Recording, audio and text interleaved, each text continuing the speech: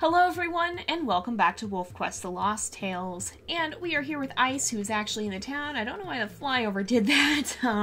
It's been a little bit glitchy currently. I think that's probably just due to the map. Lost River has some weird glitches sometimes. Oh, and there's an elk carcass out here. That is good to see, because we definitely need food. We are avoiding hunting as much as we can until we actually need to eat. Or until running out of food from the carcass is imminent. So we're doing the best we can with what we have, and hopefully that will not be too hopefully that will not be too big of an issue. So we're trying to earn 2,000 experience points before the story ends, and we're actually running a bit behind. We're about 50 experience points behind. Did I hear something? I think I heard myself running. I'm pretty sure that's all it was, but we gotta go and actually see if we can interact with some of the other inhabitants of Lost River here, and maybe chase them down and chase them off if we can. I would really like to find a bear or a cougar or something, because we seem to be having a hard time finding anything to hunt down or chase off. There's a hare. We gotta chase this guy down, of course. Where's he going? He's running in circles. Okay. There we go. Because we need all the experience points that we can possibly get. We are running out of time, and I do not want to lose this challenge by just a little bit.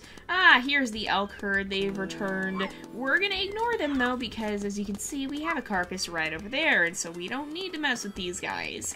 We're going to be trying the best we can to not overhunt in this series for once, and so we'll have to see here. We really will. But yeah, so we did find a fox last time, and we managed to chase it down and trap it and kill it, and that helped us out quite a lot, because we got 100 experience points for that alone, and so we probably will have to hunt down any foxes we find, as much as I hate killing them because they're really cute and there's no real reason to do so. But, you know, I can imagine we have wolves. They're kind of territorial animals a lot of the time. They have to defend their food, and especially in a situation like this where we're not going to be hunting frequently like we normally do, you can imagine it'd be pretty important to actually manage to be chasing away anything that could be stealing your food. So I think we can justify that given this challenge. That fox could have easily gone and eaten our carcass, and so it makes sense that Ice would have to chase it down and kill it anyway. Let's see here. Who do we have? Are you? Oh, I think this is going to be my favorite, because I have a feeling that this is the really submissive one. Yes, so it seems like these wolves are based off the same wolves on Amethyst Mountain. Obviously, they're different packs, but it looks like the setup of their looks is going to be the same. And so we can kind of identify, like, this wolf here is going to be the submissive one who's going to leave and give us a lot of experience. That should be like 50, I think. If we look at our pack stats here, yeah, that looks like 50, because we got 10 for the hare and then 50 for the fight. Oh, I'm sorry, friend. There's another fox. Let's chase him into town. That's probably our best bet. We gotta be careful not to lose him in these hills here. But foxes are a good source of experience. I'm surprised we've seen so many of them, though. That's 2 within the space of 2 episodes. There's a lot more than we usually see. The trouble is they're so fast, they are just hard to catch unless you can manage to trap them somehow. And that's what we did. So perhaps Ice can use the town to his advantage here. He knows the way of the streets, and this fox clearly does not, because it's running straight towards somewhere that's going to end up being very, very dangerous for it in the long run. Also, I apologize if we're getting a little bit of frame rate drop here. Lost River is very resource heavy, and even my computer has a hard time handling it on good graphics settings, just because there's so much stuff that has to be rendered in. I think that some of that might be unavoidable, I have a feeling, because sometimes it's not necessarily about how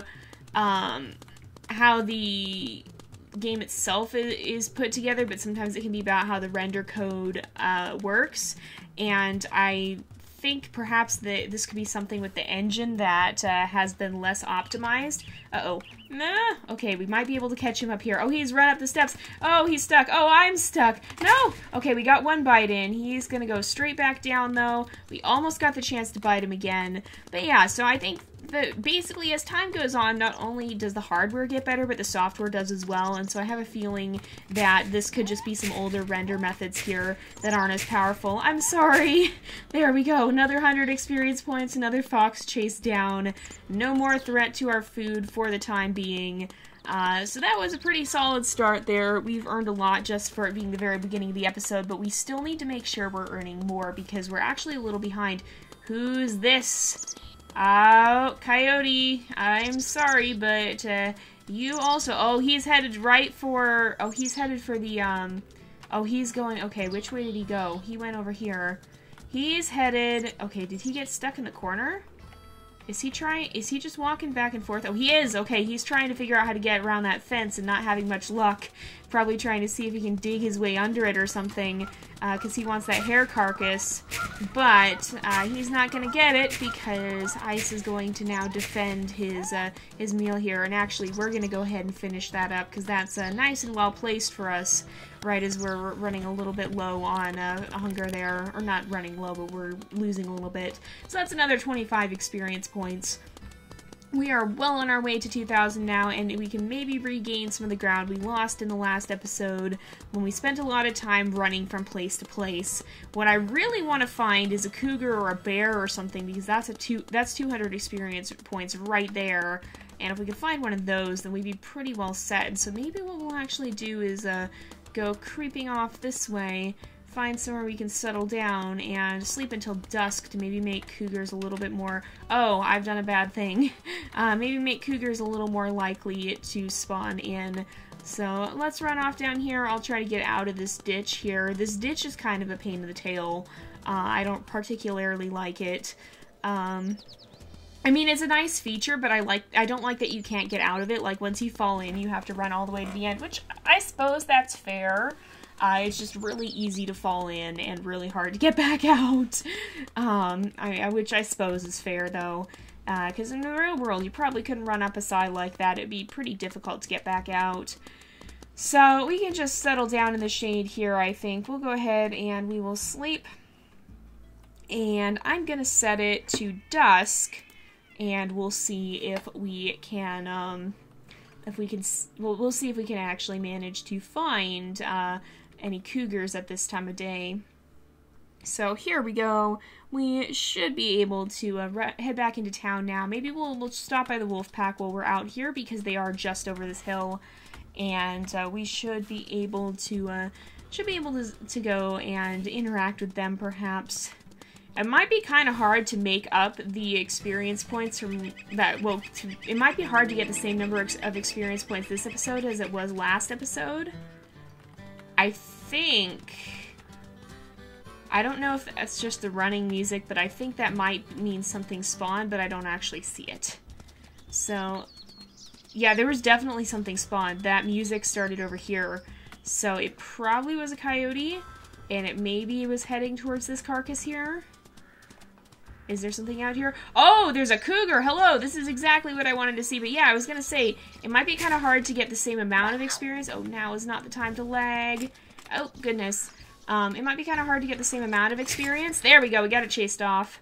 Because we got 200 last time just from chasing the elk and killing the elk. But, of course, we can't do that every episode because we already have quite a bit of food. So that cougar, though, will more than make up the difference. I'm glad we switched the time of day. We'll maybe try and alternate it a little bit. Okay, who's here? A dispersal female. Oh, this is unexpected. Okay.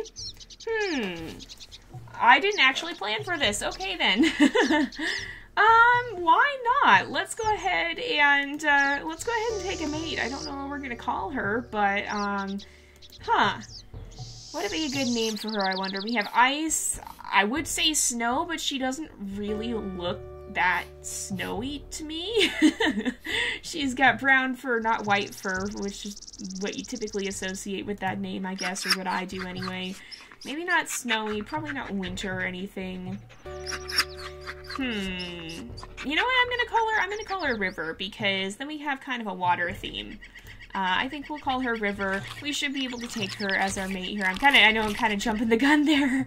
But you know what? We know how to get a mate. We probably aren't going to fail at this stage. And unless I do something stupid, which I'm trying to keep presence of mind enough not to do that. So we'll go ahead and we'll take her as our mate. And we're going to call her River. And I think that'll be a fitting name. I'm pretty sure we've used that name before somewhere, but we have, like, well over 100 wolves in the family tree at one point. I'm trying to get an updated version of the family tree together, but I don't even know how to format that.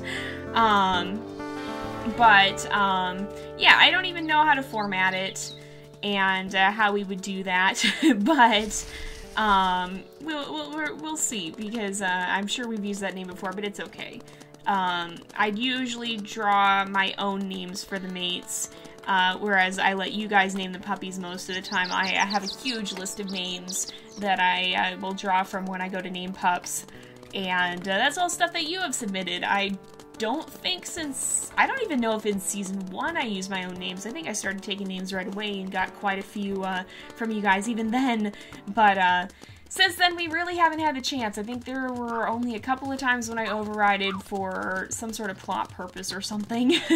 I think the one exception was Myra, I believe. That's the elk again. But we gotta see now if there's anything else we could find running around here. But yeah, I do want to get a family tree together. I just don't actually know how I'm gonna do that.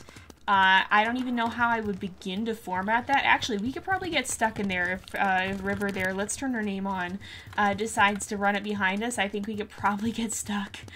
So we want to be a little careful with that.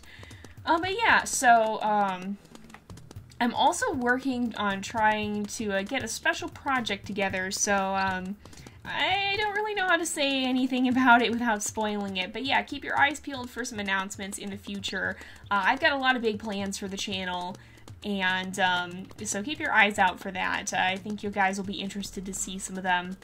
Now, I seem to recall having found cougars over in this area before, and in fact, I believe we had Zona and Navi's challenge here, I believe.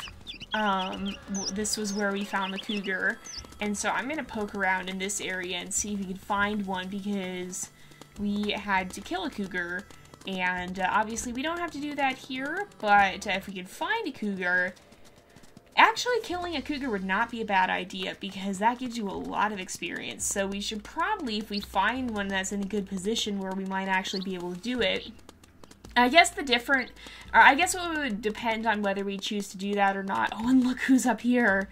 I don't know if you guys have seen this or not. Every once in a while I get comments telling me to go check this out, and we do from time to time. But if you guys have not seen it, look at this. We have a little cat sitting up here, a stray cat who's probably been, I guess there must be a feral cat population. I wouldn't be surprised, because if people left the town in a hurry, then they probably didn't take the stray animals with them. And cats can be a very adaptable species that can learn to survive in the wild quite well. Now, with that said, it's very dangerous, and I don't advocate for having outdoor cats, because there's a lot of danger involved, and it's very easy for bad things to happen to those kitties. But when we're talking about strays, ideally, yeah, you want to get cats off the street, but I don't think we're ever going to entirely eliminate stray cats.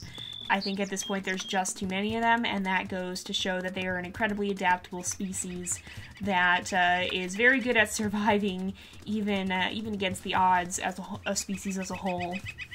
So I would not be surprised if there's a stray cat population running around here in Lost River just from the animals that weren't taken off the streets before whatever disaster here happened.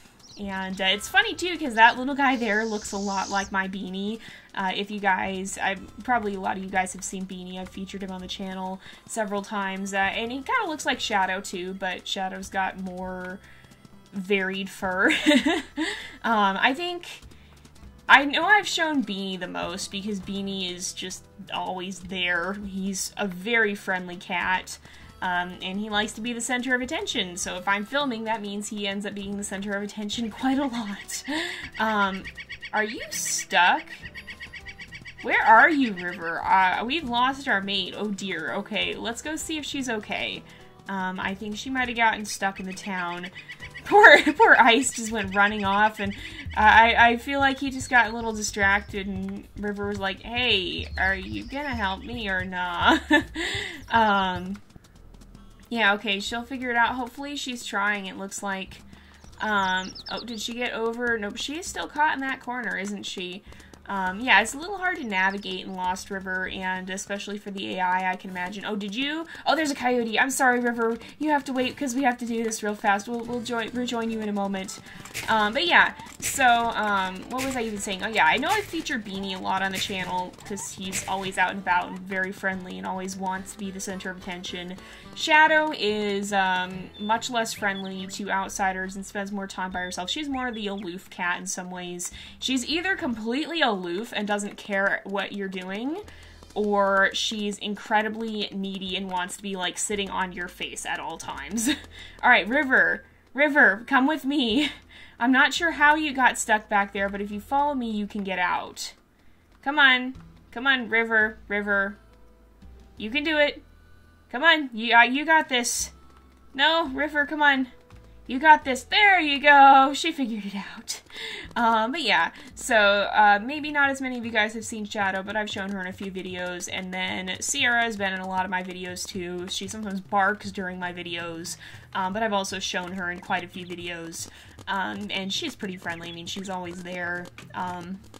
She's sleeping a lot, so there's not always anything interesting to film, but yeah, she likes to be in some of my videos and make appearances, and if I'm trying to film anything other than her downstairs, then heaven forbid I don't include her in that video. She wants to be in the spotlight if I'm doing anything filming in regards to her immediate vicinity. So, but yeah, so the cat in town kind of looks like my Beanie, which always amuses me a little bit. It looks like my Beanie Boy. But, oh, speaking of, I think that's my dog now. She heard me speaking of her and decided that she had to participate. Actually, she's probably she's probably barking at my neighbor's dogs. We have new neighbors and they have new dogs, and so of course that means that anytime she sees them, she has to make a huge fuss about it. So she's probably barking at the neighbor dogs currently. Shoot, we are running out of time, so we did manage to chase off a cougar in this episode. But I can't find the stranger wolf. I think it might have spawned out of the boundaries of the map here. So 855. We got to make 100 more.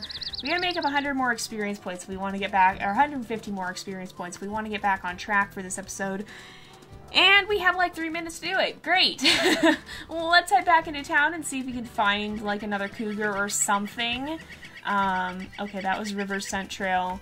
The mate scent trail, I believe, is slightly darker than this normal stranger wolf scent trail, so you can kind of tell it apart, but when you're just running around, it's very easy to mistake it unless you're actually looking at the colors side by side. Oh my goodness, dog. She won't stop is the problem. She won't stop barking at them until they go away. She's a good girl. She's just very protective, and I mean, this is what, I mean, well, wolves do bark, but they don't bark in the same way a dog would. Their bark is more of the classic alarm bark. What in the what? Oh, okay, that's just the graffiti. From here in scent view, it almost looks like a wolf, and I was like, what in the world? But no, it's just the wall decal, the graffiti on the wall, so that's fine. I was like, this isn't WolfQuest 3. Why would there be something here? Okay, where did the... Oh, it's right... Oh, okay. Yeah, that's the elk that I killed in the alleyway. Okay. But yeah, so wolves will bark, but it's more of an alarm bark. It basically warns the rest of the pack that there's danger and they should run. So, like, if something dangerous shows up, then they'll bark, and the rest of the pack then knows to get out of the way. But wolves will communicate, and this is another reason they howl, is to vocalize and just say, hey, I'm here, stay away from my territory. And so, when Sierra's barking like this, she's trying to tell those other dogs, hey, this is my territory, stay off. Now, the trouble that we have with this is, rather than an organic border that kind of shifts and is determined by the animals themselves, we have fences. And so I don't think dogs quite get the concept of that. I don't think they quite have the same understanding that my territory ends directly at this fence. Their territory begins directly at this fence. Normally you'd have either kind of a gray area between the territories that's not really well defended, where they kind of both intermingle, and yeah, they'll snarl at each other if they run into each other, but it's not really necessarily for sure anyone's territory, or there'll be a straight up no man's land between territories where it's nobody owns it, and they're probably not going to venture into it too much, and they're probably going to avoid each other. If they do, they're not going to be defending their territory. But so with a case like this, that's what she's trying to do right now, and that's why it doesn't really work the same way with domestics. Well, great. We're failing miserably at this challenge, honestly. We're really behind, and unfortunately it is time to wrap up the episode. I'm not going to stretch the episodes just because we're not finding stuff. If we do find something and we're dealing with it, then maybe I'll stretch the episode a little bit to give us time to handle that. But otherwise, I'm really not going to do that. So we're going to go ahead and end off this episode here, and hopefully we have a little more luck next time. Maybe we can finally find that stranger wolf, or find some more foxes or cougars or something. But for now, we're going to go ahead and end off this episode here for today. So thank you guys so much for watching. I hope you've enjoyed the episode. Don't forget to like and subscribe, and I will see you guys next time. But until then, this is Jay, over and out.